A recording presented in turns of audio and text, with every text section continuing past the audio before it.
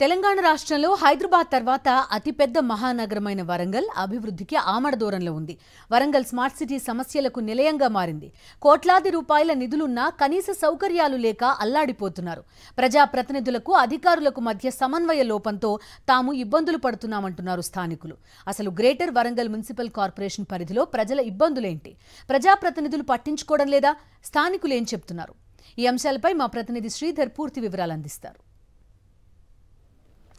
తెలంగాణ రాష్ట్రంలో హైదరాబాద్ తర్వాత అతిపెద్ద మహానగరం వరంగల్ హన్మకొండ కాజిపేట ట్రై సిటీస్గా పేరుగాంచాయి. కానీ అభివృద్ధి మాత్రం ఎక్కడ కూడా కనిపించదు. అదేవిధంగా ప్రజా సమస్యలు కూడా ఎక్కడ కూడా పరిష్కారమైనట్టు కూడా కనిపించదు.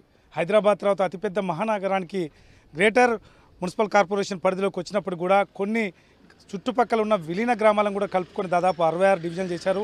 66 డివిజన్లో కొన్ని 1-2 డివిజన్లు మినహా మిగతా అన్ని కూడా సమస్యలు పట్టి పిడుస్తున్నాయి. చూడొచ్చు వరంగల్ నగరంలోని రంగశాపేట ఆ ప్రాంతంలో ఉన్నాం మనం. ప్రతి ఒక్కరు కూడా ఈ చుట్టుపక్కల ఉన్న వాళ్ళందరూ కూడా అనేక సమస్యలతో బాధపడుతున్నారు. ఇప్పటికి కూడా ఫ్లోరైడ్ లాంటి సమస్యలు కూడా చెప్తున్నారు. ఇక్కడ చూడొచ్చు, మనం విజువల్స్లో చూపించే ప్రయత్నం చేస్తాం.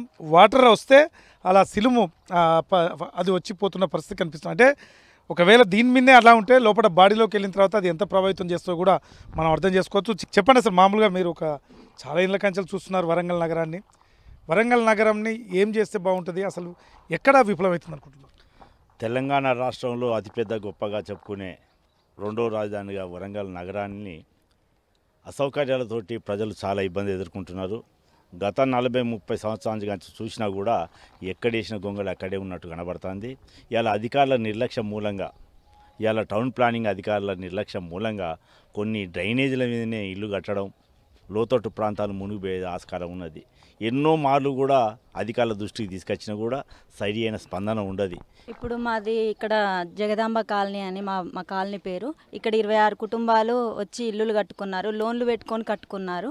అందరికీ ఆడపిల్లలు, వాటర్ ప్రాబ్లం బాగా ఫ్లోరైడ్ ఉండడం వల్ల ఈ జుట్టు ఊడిపోవడం, డాండ్రఫ్, అందరికీ చాలా సమస్యలు ఏర్పడుతున్నాయి. ఆల్రెడీ కమిషనర్ గారికి 2-3 సార్లు చెప్పినాము. తాగునీరు వల్ల వచ్చే సమస్యలు కూడా ఉన్నాయండి. తాగునీరు వల్ల వచ్చే సమస్యలు కూడా ఉన్నాయి. నీళ్ళకి ప్రాబ్లం అవుతుందండి. మెయిన్ ఒకటి వెళ్ళి తీసుకుని రావడం వల్ల ఇట్లాంటివి. మళ్ళా మనకు వర్షాకాలంలో వస్తే మనకు ఏమన్నా సీజనల్ పిల్లలకు ఎంబడే అటాక్ అవుతున్నాయి. అవి మనకు ఫీవర్స్ కానీ ఆ చిన్నపిల్లలకి మనమంటే తట్టుకోగలుగుతాం కానీ చిన్నపిల్లలు తట్టుకోలేరు కదండి. అదొక మెయిన్ ప్రాబ్లం. ముఖ్యంగా మీ కాలనీలో ఎటువంటి సమస్యలు ఉన్నాయి? మాకు ఈ డ్రైనేజ్ ప్రాబ్లం ఉన్నది సార్. మాకు రోడ్డు ప్రాబ్లం ఉన్నది. రోడ్లు, డ్రైనేజీలు, వాటర్తో చాలా ఇబ్బంది పడుతున్నాం. మాకు బోర్లలో వాటర్ కూడా సరిగ్గా బాగుంటలేవు. ఈ ఫ్లోరేజ్ వాటర్, ఈ డ్రైనేజ్ అంతా వచ్చేసి పైనుంచి వచ్చే వాటర్ అంతా ఇక్కడ స్టాక్ అయ్యేసరికి ఆ బోర్లలో ఆ మురికి నీరు అంతా ఇక్కడ బోర్లకు ఇంకిపోతున్నాయి.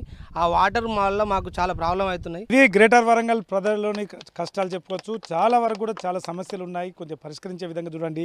ప్రజాప్రతినిధులు, అధికారులు చిత్తశుద్ధులు చెప్తే తప్పనిసరి వరంగల్ నగరం మహానగరంగా ఉంటుందని చెప్తున్నారు కొంతమంది ప్రజాప్రతినిధులు. కానీ ఇదే విధంగా స్థానిక ప్రజలు, కామన్ మ్యాన్లు కూడా, ఉమెన్స్ కూడా చాలామంది వచ్చి ఈ విధంగా సమస్యలు ఉన్నాయి, చెప్పుకోలేకపోతున్నాం. ఇప్పటికైనా ప్రభుత్వం చిత్తశుద్ధితోటి ముందుకొచ్చి ఈ కేటాయించిన నిధులను మంచిగా ఉపయోగిస్తే మేమందరం మంచిగా ఉంటామని కోరుకుంటున్నారు.